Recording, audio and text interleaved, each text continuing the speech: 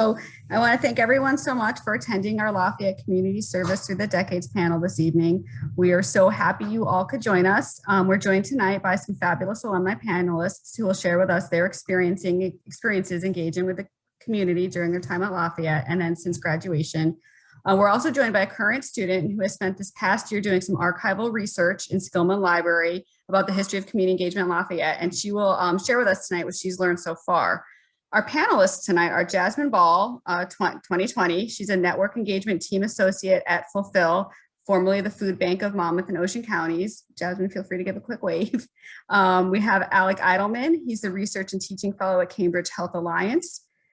His class year is 2013. Sandy Kazinski, 1985, Executive Director of Digital Operations and Technology Learning at JP Morgan Chase and Company. And we have Miranda Wilcha, 2016, Community Gardens Coordinator at the Greater Easton Development Partnership. And then we have Eleanor Griffiths, class of 2022, and she'll be moderating our discussion tonight. But first, she's going to walk us through some of the history of community engagement in Lafayette, beginning in the 1960s and going through to today. Thank you so much for coming, everyone. Let me just share my screen. I can no longer see you, so if something goes wrong, you're gonna have to give me a shout. But yes, my name is Eleanor. Thank you all so much for coming. I'm super excited to give you guys a little rundown of some of the history of community engagement at Lafayette. I've also got my notes to the left of me, so if you see me looking, that's what I'm doing. But yeah, so community engagement at Lafayette really begins truly in 1973 when Reverend Gary Miller joins Lafayette's campus as a chaplain, and he begins various initiatives for student volunteering in the Easton community. And he really does this because of three big movements on campus. The first one was a really big conversation that was going on in the years prior, as you can see with this news article from 1968. That we're really trying to understand what Lafayette College's relationship with the city of Easton should be. And this article is based on a series of panels across an entire day where they discuss the question of, does the college have any responsibility to the city of Easton? But the other two kind of movements that Gary Miller joined onto at this time were not just unique to Lafayette, but were also we're not just unique to Lafayette, but were happening across the country, and they were the result of the war in Vietnam. One was a movement away from the church and beginning a greater questioning of spirituality, and the other one was a greater desire to be more involved in community and social movements. And so Gary Miller really joins onto these movements and begins a series of initiatives, although much smaller than they eventually grow into. But some of the most notable ones are the Dock Street Mission, which was working with homeless groups, the New Opportunities Workshop, which was at Project Easton, and as well as like working at the local county prison. Something also interesting of note about these initiatives at the time is that they were very interfaith, which was very unique, not just in Easton, but across the country. Project Easton is one of the most notable examples of this. P obviously standing for Protestant, J for Jewish, and C for Catholicism. And this interfaith movement was very, very unique to Lafayette and in Easton, and wasn't really seen in many other places across the country at the time. There you go. And Lafayette, community engagement at Lafayette takes another huge turn when Friar Thomas Hagen comes to the campus again as a Catholic chaplain, and he really takes community engagement a step further beyond just low-level things that Chaplain Miller had started. And this is a quote from him that I thought was really nice, which was, "Many feel Lafayette could make a bigger contribution than cash, the gift of its richest resource to people. What is needed is mutual concern that leads to a deep mutual involvement." And as many of you know, Landis today is very built on reflection and being really aware of their contributions to community beyond the surface level. And this was very much a core ideal of both Hagen and Miller in the early days of community engagement at Lafayette. And so across the 80s, you also see a large number of initiatives begin post more than just the Dock Street Mission and going to the jail and stuff like that.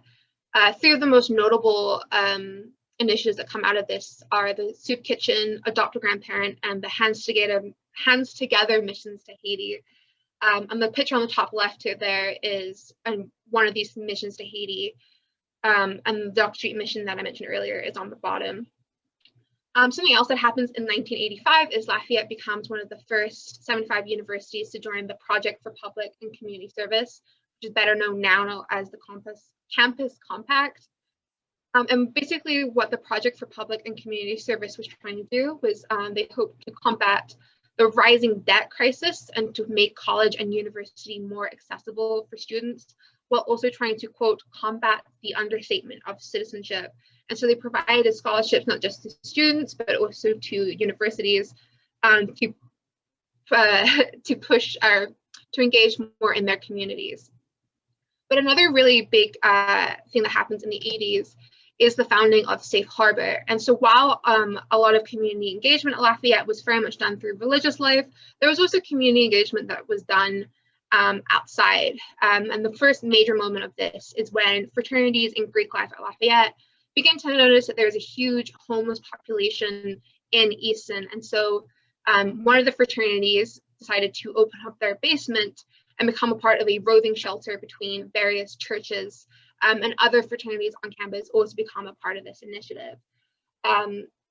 Chaplain Miller and Hagen, along with the Greek life and other members of the Easton community, know that this is just not enough and they need more substantive shelter. And so they begin a very large fundraising effort that results in $450,000 to build what is now Safe Harbor. And this begins a very long-lasting relationship between Safe Harbor and Lafayette.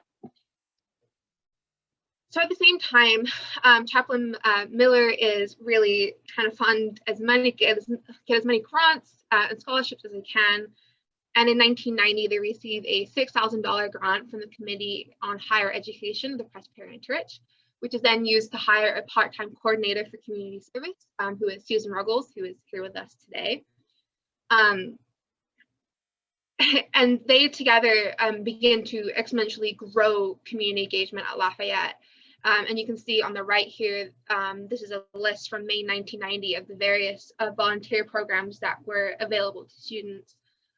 Some of them are just as old as when Chaplain Miller began community engagement here, such as the prison tutoring or the soup kitchen, but other ones you might recognize if you're a more recent student, such as the Boys and Girls Club tutoring, or as well as Safe Harbor as well, obviously. Another big notable program at the time was Black Children Can and the Big Brother, Big Sister project. Another notable thing to note, which will become more relevant later, a lot of what Chaplain Miller and Susan Ruggles were doing at the time was just trying to get funding for the program. And so a large portion of their job, while it was in fact coordinating all of these efforts across campus, was just trying to get grants and fundraising to continue community engagement at Lafayette. Something else that happens at this time is in 1991, the Farranon College Center opens, and the Community Outreach Center is officially established, which officially breaks away community engagement at Lafayette away from religious life, although there's very obviously still very much interconnectedness. This also, by opening an office in Farranon, community engagement becomes much more public and well known across campus as something that students can engage in. Another reason that community engagement grows a lot at this time is Chaplain Miller begins to prioritize service learning, which eventually grows to be a much more nationwide program. But really, Lafayette was one of the first universities to begin service learning, which basically encouraged professors to take what students were learning in classrooms and apply it to the community. Rather than just learning about poverty, they could go into the community and really understand why it occurs and the people that are affected by it. And so for more recent members of Lafayette, you will know that there are many different branches of community engagement here at Lafayette. And the first one that we still have today is the Alternative School Break, which officially begins in 1993 with a trip to Florida to to help combat Hurricane Andrew aid and some of the damage resulted from that. However, a major storm prevents students from actually going. The first official trip completed by an alternative school break runs a few months later to Honduras, actually at the recommendation of a student from Honduras, Angel Pineda, who suggested that Lafayette students go to Honduras in his home country and engage in community service there. And to this day, there are still trips that run to Honduras. I was very fortunate to go on one in January of 2020 before all the pandemic happens. So this is the beginning of a very long-standing relationship between Lafayette and Honduras.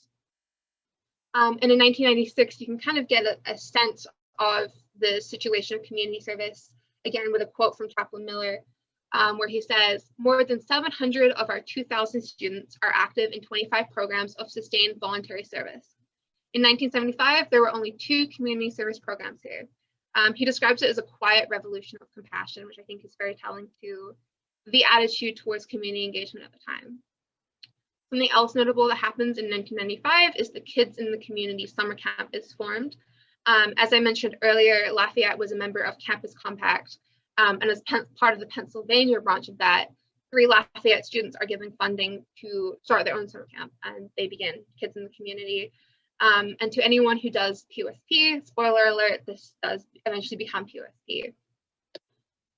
And then in 1997, Bill Clinton announces the America Reads program, which is a federal work study for students, and it comes to Lafayette again in 1997. And essentially, America Reads is a federal work study program in which, to this day, still about 50 students will go to local elementary schools, the YMCA, and library and provide a zero-cost literacy initiative to various students. And quite obviously, these pictures were not taken in 1997, but the America Reads program is still a very significant part of the Landis Center, although at this time it was still just the Center for Community Outreach. In 1998, the next significant branch of the community outreach that we know today, it begins with the Mosaic programs, in which the various community initiatives will become under one branch. So with over 20 community partner sites and 32 student leaders. To this day, they still go to some of the volunteer places that they were still going in 1998, such as Safe Harbor and the Boys and Girls Club, but there's still many new initiatives, such as the Urban Garden Initiative and the Easton Area Lifestyle Campus, which works with senior citizens in the Easton community. And then in 1999, John W. and Muriel T. Landis give a $1 million endowment to the Landis Center, and it is subsequently renamed the Landis Community Outreach Center. And as I mentioned earlier, a large part of what Chaplain Miller and Susan Ruggles were doing across the 90s was trying to provide funding to maintain the community engagement at Lafayette. So this endowment really meant that they and the subsequent staffers really focus on community engagement and recruiting students rather than having to worry about the finances behind the Community Outreach Center. So fast forward a few years later, in 2005, the pre-orientation program is formally established as a result of the Kids in the Community program. For those of you who don't know, the pre-orientation service program is a series of camps working with kids, teens, local gardens, and senior centers across the week before students move into Lafayette. And it's not only a focus of a way to get students beginning to think about community engagement, but it's also a great way for them to get to know the Lafayette Easton community as well. I'm very biased because I did PUSP my freshman year, and it's the reason that I'm still very much engaged with the Landis Center. So I put a picture in the bottom left there of when my first year as a student. Jazz is also in that picture somewhere. Just so, yeah, PUSP is a very significant part of Landis today as well. Fast forward many years later, in 2018, the Landis Community Outreach Center and the Center for Community Engagement officially merged to become the Landis Center for Community Engagement. And then in 2020, Lafayette is awarded the Carnegie Classification for Community Engagement, which is, quote, provides a special purpose for classification for higher education institutions with commitment to the areas of community engagement, and it is one of the highest awards in the country for community engagement centers. So what about now? So this is where we are now.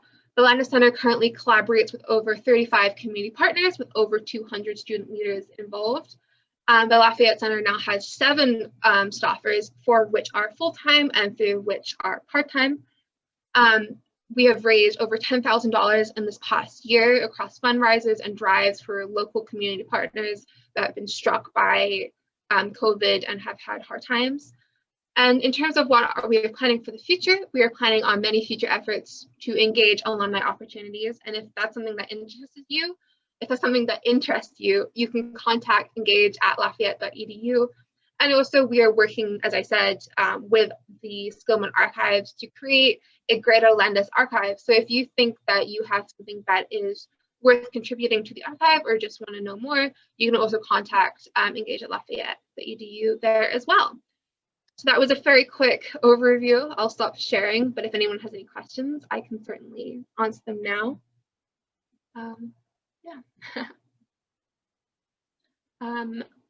But if no one has any questions, you can also certainly send questions in the chat as well. But we can move on to questions with our panelists. So if you guys want to go around and reintroduce yourselves as well and tell us a little bit about the community that you're currently working with. If anybody would like to go first. I'll go first. Hi, everyone. My name is Jazmyn. I am currently living in New Jersey, and I graduated class of 2020. And I'm currently working at my local food bank, which serves 2 counties near me. And I'm a network engagement team associate. So what that means is that I work closely with the food pantries in our area, the shelters, soup kitchens, agencies like that. And I work with them to see kind of what they need from us as a food bank, including food. And we've had a lot of recent grants from the New Jersey Pandemic Relief Fund to get them like tents, heaters, a lot of different things, food, non-food items. So that's kind of what I do in my local area now. Yeah. Great, thank you. Anyone want to go next? I'll chime in. Sandy Kazinski, class of '85. The Landis Center obviously wasn't around when I was on campus, but within, I'd say, the past 5 years, I had the opportunity to explore and be introduced to a lot of the programs. It was homecoming weekend, it was a buffet dinner night, and I met a young woman who was working with the America Reads program, and I just fell in love with it. I've loved my library card since I was a little girl, wearing glasses many, many years ago. And so I just chose it as a place to continue some alumni engagement. I have been a correspondent, an AAR, class officer, the whole 9 yards. And so this was just something that was really near and dear to my heart. So I pack up a few boxes of books every year and I send them off to Chris Cohen. You know, when there's the opportunity and the world runs normally, the kids have sort of a bookmobile day. And so that's what I've chosen just to be a part of, because I think it's wonderful. And for some of you, I mentioned this earlier, one of the Landis sons, Ed Landis, was my AAR back in 1981. So it was really a lovely reconnect with somebody who was instrumental in getting me to Lafayette. So I just think it's a great experience. It wasn't a big sort of volunteer engagement time when I was on campus. We did more socially. And then as the chaplains and everyone started coming on board, the focus started switching as I was leaving campus. But I've maintained a volunteer engagement in other organizations, you know, after graduation and while I've been here in New York City.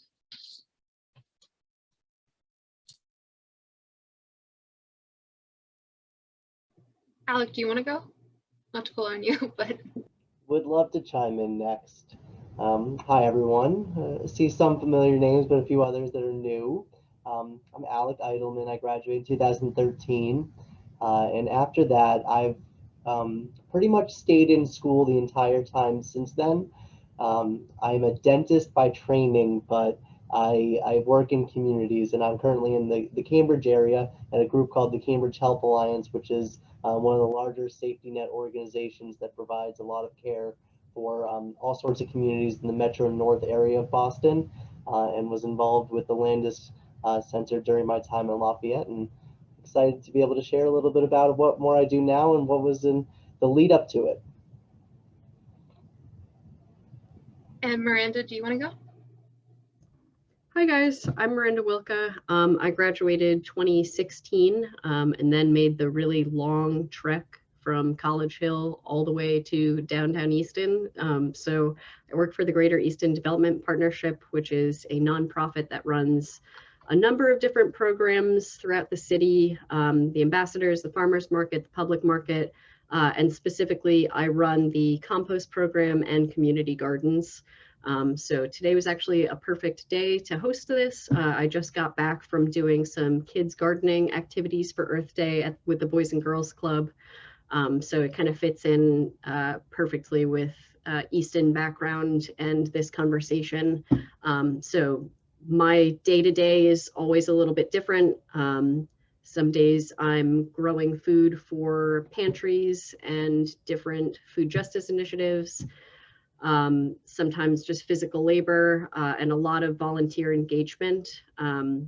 So it's been an interesting transition to go from Lafayette student on College Hill, participating in Landis and different programs, to now being in this position with GEDP and signing up students to come help me in the gardens. So I'm very grateful to have that connection. Well, thank you for that quick little introduction, everyone. The first question we have is, how difficult has it been for you to continue your level of commitment to community engagement after college?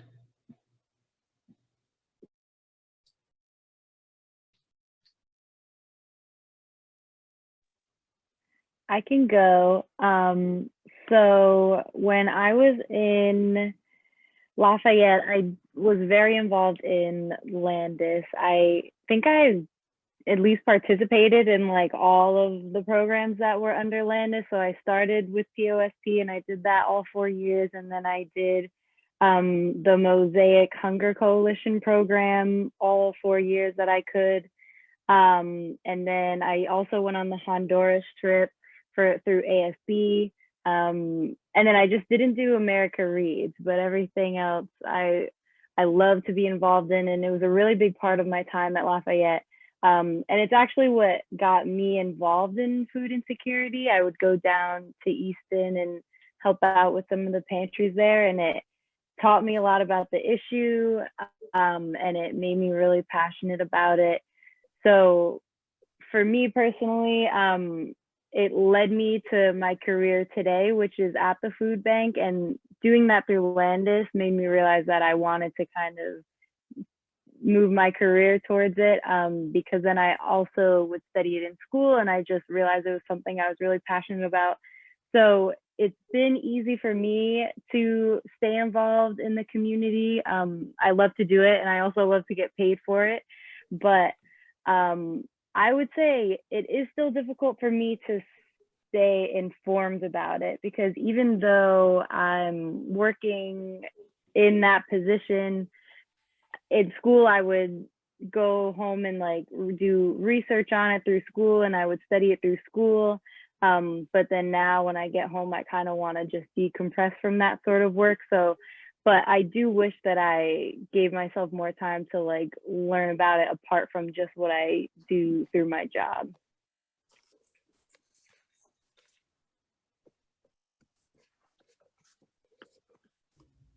I think I could chime in on this question too. I think when I think back to my time at Lafayette, I was involved in a ton of different organizations, as I think most Lafayette students are.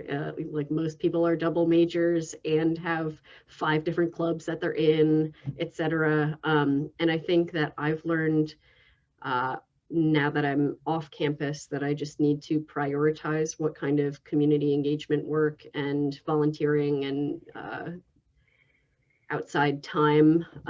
So like, for instance, I can no longer do a bunch of different group, volunteer days, etc. I've definitely had to hone my interests and what skills I actually have to be able to come to different volunteer events or different initiatives and have something to offer. So if anything, I think I've just realized slowly over time that I need to prioritize where I'm actually helpful and what's been a good fit for me.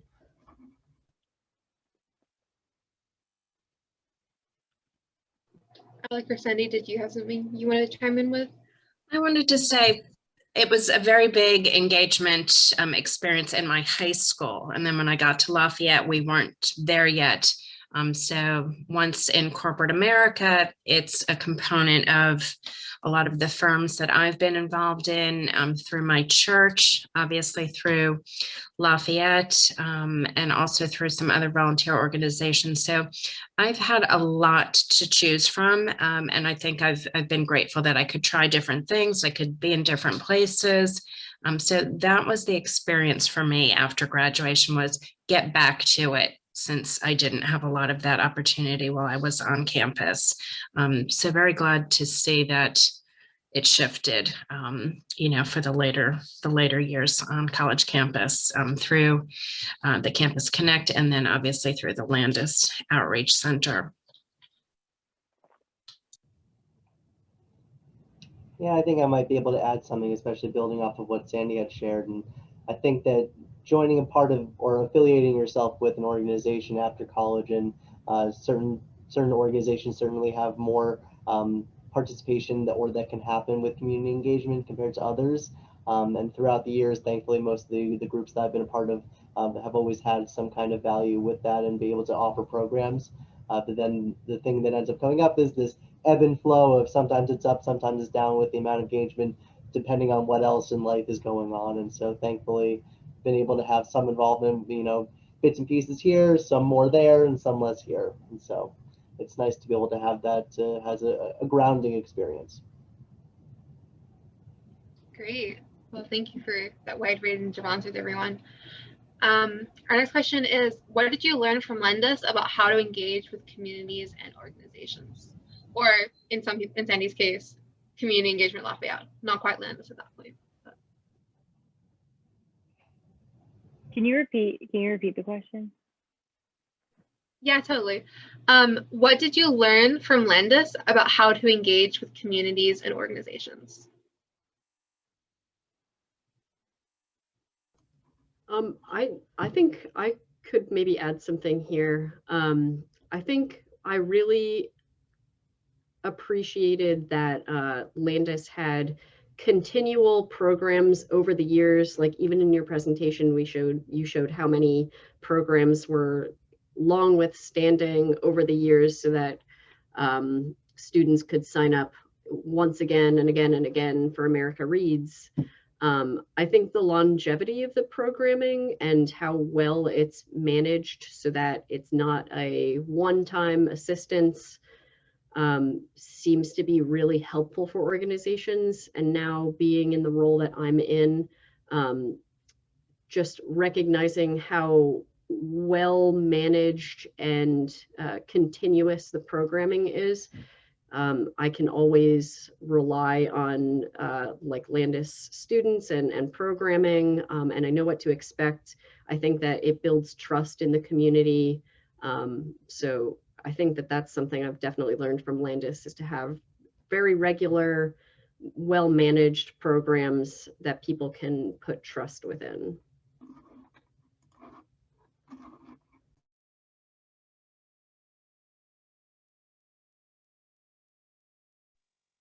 I would say that kind of adding on to that, like the Landis taught me the importance of the community coming together to kind of solve some of these issues, because of course policy is out there, but that's not always the best way to capture everybody. Especially in Easton, like the community around getting people food and relieving food insecurity was such a big part of it, I feel, at least in my experience. So learning the importance of that and learning that has helped me now in my position, because we're trying to get as many people who, first of all, need help, and then second of all, who want to help and are able to help, and kind of creating that connection to expand the benefits of that kind of service that can come from it.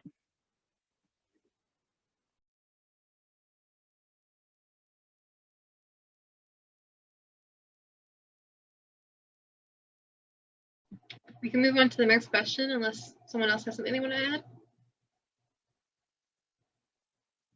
Cool. We can move on. Well, thank you for those wonderful answers as well. Our next question is, how did volunteering while at Lafayette shape what you have chosen to do over time and in your careers?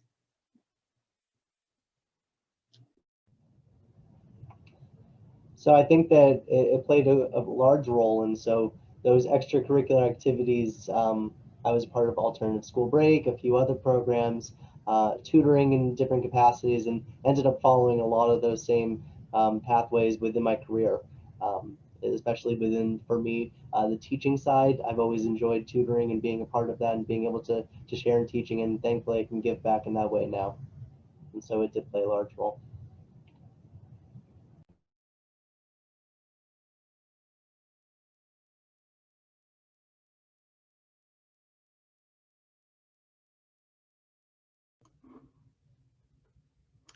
I think also getting involved for me, since now my background is sort of ag and community engagement, I think that I can say pretty honestly that if there weren't volunteer opportunities out at La Farm, I would not be in this position at all. So it definitely garnered a real love of hands-on work outdoors and growing. So it kind of surpassed a hobby to be able to volunteer out there at La Farm, and now has kind of turned into a full career for me. So that's something that Lafayette brought me that is really near and dear to my heart. Kind of adding on to that, my answer is kind of clear because I was working with food insecurity at school, but then I followed that path into my career. But a big thing that Landis, there was a model where the end goal was kind of to be an active citizen, I think it was. And that's when you're not only like volunteering and working in the community, but it also kind of becomes a lifestyle. And I think I've been thinking about that a lot recently, actually, and just how even if you're not doing specific things, like even if I'm not always giving people food, like I'm carrying those values into how I want to live my life, and just like being a compassionate person, being a giving person, and kind of carrying out that through other parts of your life. I think Landis kind of ingrained that into me also.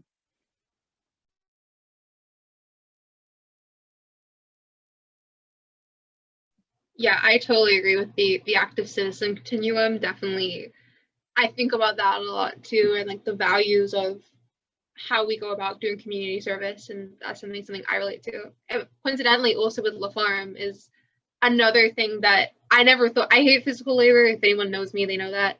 And I started going to La Farm because of my connection with ASB, and it has totally changed. It's like my life, and I have been like 3 or 4 times just in the past 2 weeks alone. So I very much relate to what you were saying as well, Miranda. Did anybody else have something they wanted to add on that question before I move on? No?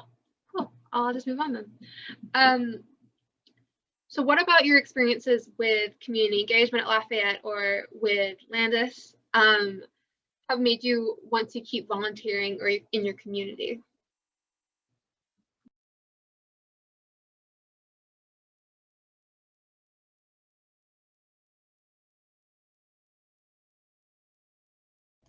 I think Jazmyn's point and yours as well about citizenship kind of makes you want to keep participating. I think like Lafayette has a really special community around engagement, volunteer engagement, but also just really being a part of the community on the Hill there and throughout Easton. And I guess maybe that's something that really made me want to stay here in the Valley, in the Lehigh Valley and in Easton, is so many people really care about living here and being a part of it every day and showing up to events. So I think that's something for me. I think also in Landis, we learn a lot about like reflection and reflecting on the actions that we do in helping the community. And that for me has been really helpful outside of Lafayette and in my career, because I feel like even though what I'm doing now, like I love it, it's still in an office setting. And sometimes, you know, it gets monotonous. Like not everyone there is there to end hunger, you know, like some people are there, it's just a job to them. So for me to reflect on those things and remember why I'm there is what keeps me motivated and makes me want to keep following that path.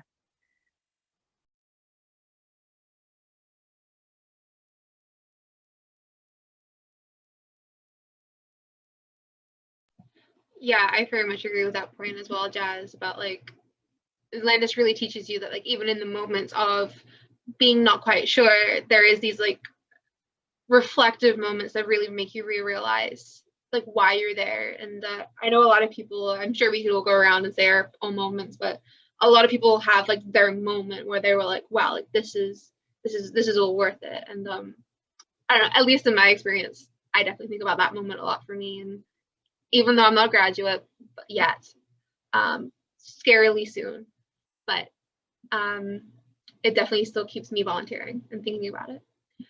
Did anyone else have something they wanted to add? Cool. Well, we can go on to the next question as well. So how has your community engagement evolved since your time with Landis / community engagement at Lafayette? Yeah, one thing when I was thinking about how engagement has evolved for me over time, I think for many of us or for whoever, it starts out kind of as this either desired thing that you have to do as a requirement to do community service, or someone tells you to do it, or other things like that. For me, it was very much something that my family had been a part of, and then as being a participant and being a volunteer throughout college and other parts, kind of instilled that feeling that this is something I'm going to can sustain and be a part of throughout my life. And you know, it's interesting being and seeing who for someone like myself that this has been instilled so much that I now feel that it's, you know, my everyday full-time employment, and feel very rewarded with that. And for someone in my line of profession within the healthcare sphere, depending on what kind of practice setting you're in, things are viewed very differently. And for me, being in more community health, I find it tremendously rewarding, and I'm thankful to be a part of it every day. It's draining in sometimes, and other times, or for the moments when it is draining, it's balanced out by those other days where you're able to make a really meaningful change in someone's life. I'd like to add, I hope that we could think of some other ways for alumni. You know, and you all have taken some of your Landis Center engagement into your careers. Some of us obviously didn't have the Landis Center and this type of opportunity. I just glommed onto it because I saw something, you know, when I was back on campus during homecoming. I'd like to figure out what can we do or what can we find for those of us who didn't have a Landis experience to perhaps get re-engaged with the college. And so, you know, if we can think about that, that would be a great idea that I'd like to see move forward. Yeah, that's definitely something that obviously I can't speak too much to it because I'm just a student. But that was originally when I became a part of like this initiative. We were trying to reimagine different ways that alumni could get involved with Landis. So that's definitely something that's coming up. I think COVID might have put a few cogs in that plan, but yeah, definitely something that we're definitely thinking about. Not to speak too much from behalf of Landis, but absolutely.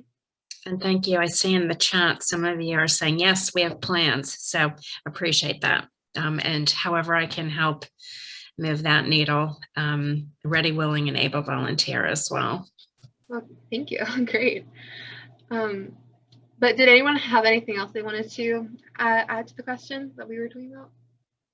Yes, exactly. You're already helping move, but like in initiatives like this that are trying to re-engage alumni, even if it's just a discussion with the Landis Center and with Lafayette and community engagement. But yeah, did anyone have anything they wanted to add about how your community engagement has evolved since Landis? I guess I was thinking the other day about, I think my first Landis program was in my freshman year, and I was helping with Safe Harbor. And I was reflecting on how much progression I feel like I've made personally, being kind of a timid, quiet person then, and kind of coming to volunteer and feeling like I was doing the right thing. And it feels now over the course of the years like I have a space in this community where I'm not just showing up, but I know who works there, and I know who to contact, and I know how it operates, and I'm invited to their fundraisers and events. And yeah, so I guess that's not really maybe that's not even worth mentioning, but for me it was a nice personal development. I felt that now I actually have a place in this community, and yeah, I just seen some personal growth from it, from my early days of Landis to now. So I thought that was kind of nice. I think that's an excellent point that connects to what Alec was saying, because I think something I was thinking about when Alec was talking is how much a lot of people, and my experience, and at least in my time, their experiences at Landis become very personal and become very much a core part of who they are. And even if it isn't, you're not like Jazz and trying to combat hunger insecurity, you're doing something very different. I know so many alumni that are doing wildly different things, but the core characteristics of community engagement that they learn in Landis, they've definitely taken with them in whatever job and whatever hobbies they've taken off post Easton and post Lafayette. So I think I totally agree with what you're saying, Miranda, with it becomes very personal. And I think that's an interesting facet that comes out of Landis that isn't necessarily the same in other departments of Lafayette. But the last question we have before we can open it up to people who possibly want to unmute or just write questions in the chat is, what are some opportunities in community engagement that you think we should know about? Whether it's just in your own communities or something you really felt like you liked back at Lafayette, or anything at all.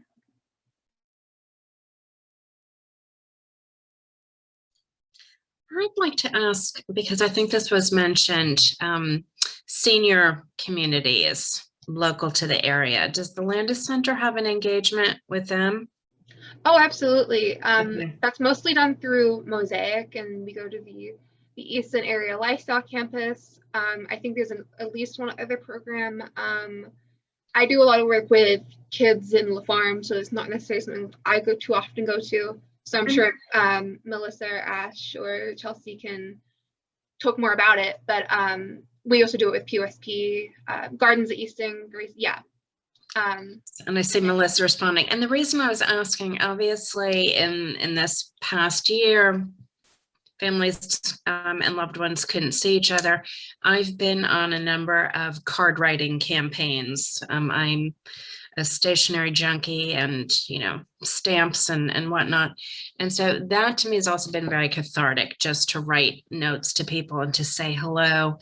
So I was just wondering if there was anything that we could consider along those lines, holidays, springtime, whatever, seasonal. So that was one of the ideas that I had discovered this past year. Yeah, I can't speak too much to if Landis has done this, but another facet of community engagement at Lafayette that I didn't touch on is Lafayette was where Alpha Phi Omega Service Fraternity was founded, and it's now one of the largest fraternities in the country, or in the world, sorry. And we do a lot of community engagement as well in collaboration with Landis. And so we have certainly worked with the senior centers in the greater community to do initiatives like that. I'm sure Melissa can talk more about. I'm gonna call you Mash. I keep on trying to call you Melissa because she goes back. Most people call her Mash because Ash and Mash, so she's Mash. I will refer to you as Mash. But yeah, hope that answers your question. Yeah, thank you all so much. And it's just so great to be in this room and to see all of you wonderful, beautiful people making change in your communities. So for those who don't know me, I'm newer to Landis staff. So I'm the Assistant Director of Student Engagement and Civic Leadership, and oversee the three main student organizations where students can come and volunteer. So that includes Mosaic, POSP, and ASB, which you've kind of heard about throughout this evening. And we have a lot of great initiatives and ideas. We're trying to become more innovative with what we're doing. But at the same time, innovation doesn't necessarily mean something new or creating something new. We're trying to revamp some of the things that were in place, that we've seen over the course of Landis and of outreach at Lafayette. And a great example of that, so a pen pal program, Sandy, to answer your question, goes back to some of the initial programming that was done a long time ago, and not just with seniors, but also with, younger, school age kids, which we still have a pen pal program that was kind of put on hold with COVID. But there's a lot of great things that have happened over the course of the last couple decades that we are wanting to relook at. And so to touch a little bit on those, because I think there was some echoing in the chat of, yeah, it would be great to get involved. For myself, when I first came to Landis, I inherited ASB. That was my first entry level, step into Landis. And one of the things that really struck me is, wow, we do such great things and these meaningful trips are occurring, but then they never see these people again in their lives. And after 4 years, you graduate and you find a job in a new city that may or may not be close to your family or your friends, and you just kind of have to deal with it and figure out a way to continue to engage. And so active citizenship goes past the 4 years at Lafayette. So we are looking to incorporate alumni learning partners into alternative school break trips. We would love to have people who have been tied to POSP come back for a day of service and to spend time with the group towards the end of the week. We would love to have Mosaic a day of service and even open up some of the larger community-wide events for our alumni, which I know we've done very frequently in the past.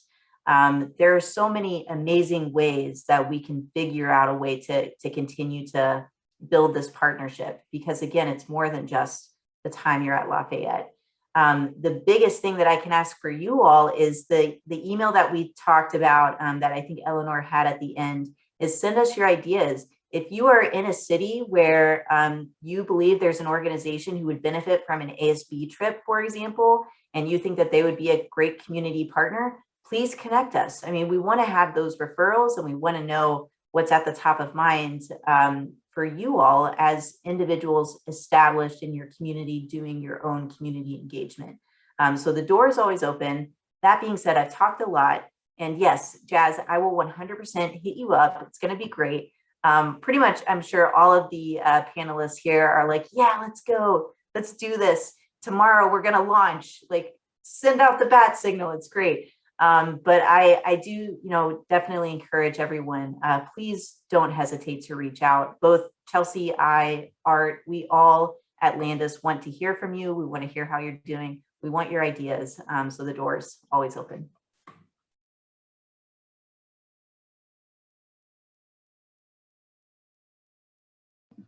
Well, we can return to the question we had about if anyone else has anything they want to talk about with community engagement they felt like is important, either in their communities or in the Easton community, or we can also just completely open up to any questions anyone might have. If Rachel, you want to give everyone the ability to unmute, but you can also certainly write it in the chat and I'll be more than happy to read it out for you. Yep, everyone should be able to unmute themselves now.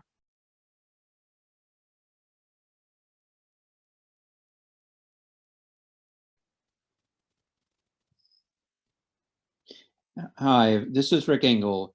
I'm class of 74. I just wanted to thank you, one, for showing the picture of Father Hagen. He just by coincidence happened to marry me and my wife back in 1977, long before he became the chaplain at Lafayette. It was a great coincidence. So it was nice to see his picture. He ended up getting an honorary degree later on. I think it was in 2010 at Lafayette for all of his service. He was a great guy. I just wanted to just let people know that, first of all, I applaud all of you. It sounds so fantastic what all of you are doing. And I think it's so important, as Rachel knows very well, I've been involved at Lafayette. I'm the head of my class's development group trying to raise money for the school, but we've all felt it's very important that one of the things to do is to get money to the college for all these various programs. And I really applaud all of you for taking advantage of what's provided to you to do this volunteer stuff. One reason that we ask people that are graduating from Lafayette to get involved in annual giving is because we believe that it inspires them to keep doing that after they graduate.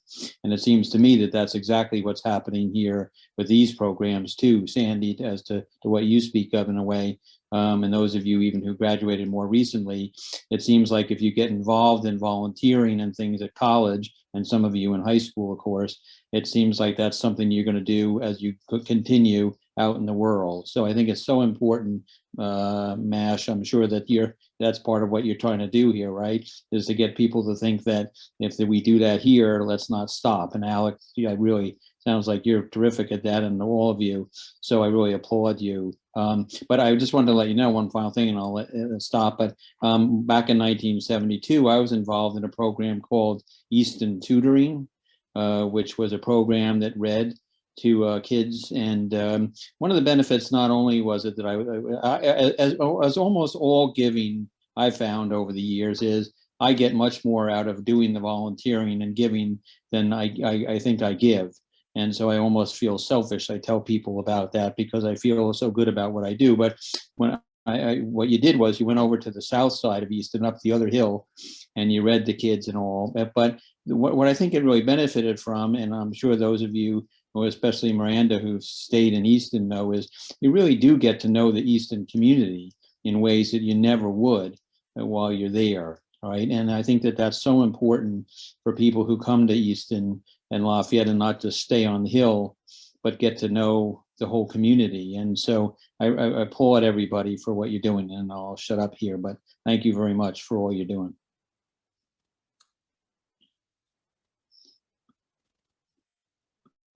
Yeah, Susan? Yeah, so for those of you who don't know me, I'm Sue Ruggles. I was at the Landis Center before it was in Farallon. It was the first year we moved in. And it does my heart good to hear of the expansion and how everything has just kind of held together by glue or luck or whatever we have. I still live in Easton. I'm a minister downtown Easton. I'm very involved in the community. I'm sorry that I haven't met some of you who live in Easton already, Miranda. I don't know how our paths have not crossed, you know.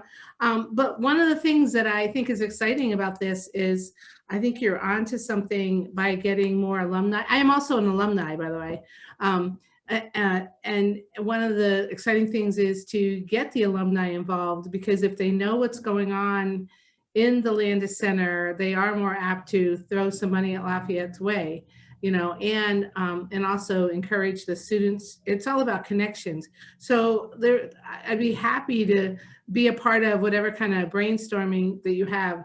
One of the things I thought of was if you even have we did this once before where we have, what are you doing on a certain day? Because you might be surprised that there are alumni out there who are reading at a school, doing something at their food bank in their place.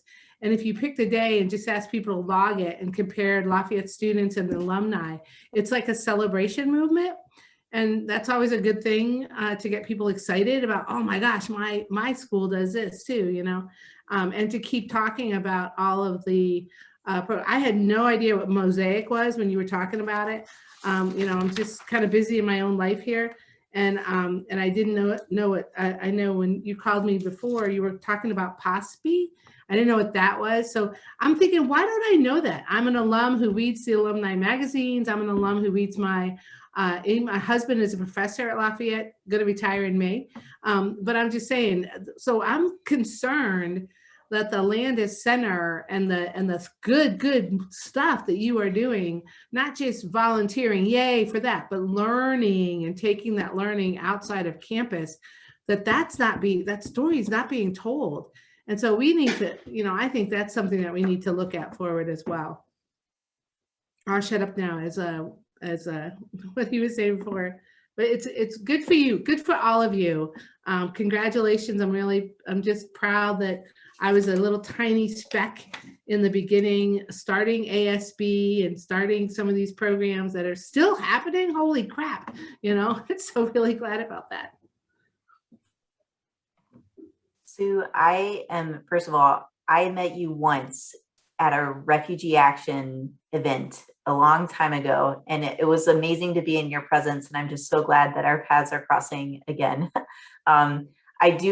I know, it's great. I do want to say we are trying to expand. I'm not even saying trying. We are expanding our presence on social media, AKA we actually have social media accounts now. So that's a change that's happened this year that I think is really going to help connect us.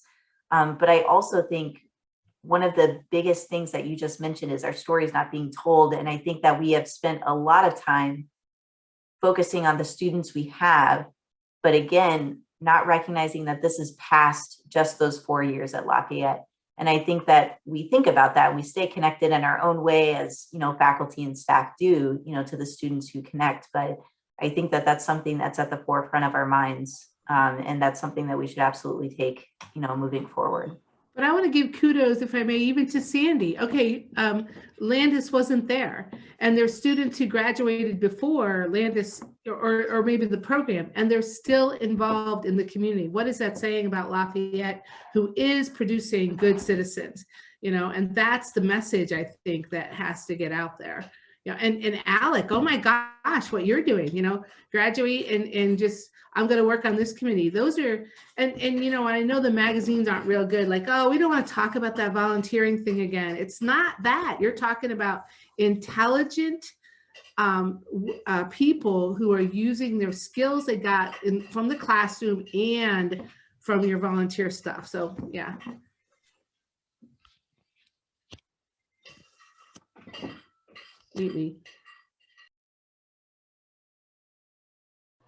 Yeah, did anyone else have something they wanted to add or a question they wanted to ask people here? Or introduction to themselves that they want to hear. I mean, it's great hearing all these other alumni that are here.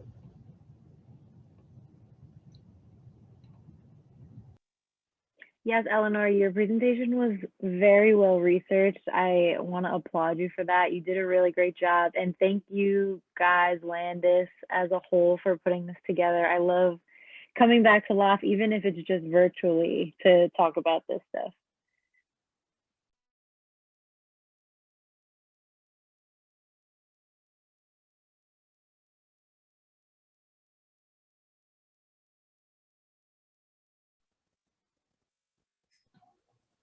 Yeah, so, Chelsea, did you want to say something? Nope, I was just going to thank everybody for coming because it kind of sounded like we were dwindling down to a close there. So if I didn't introduce myself at the beginning, I'm Chelsea Seflu. I'm the Associate Director of the Landis Center. Some of you know me. I just want to thank everybody for coming tonight. Listening to everybody talk about their experiences was just amazing. And so, I don't know, I feel so gratified and lucky right now. So to be a part of such an amazing team and an amazing community. And we have so many programs at Lafayette that we didn't get to talk about today that are housed in Landis or are partnered with Landis. So there's just so much good happening within our Lafayette community right now and within the Easton community. And it's so hard to just capture it all in this hour. So thank you all so much for being a part of this. And I can't wait to see where this goes. This is awesome. Thank you.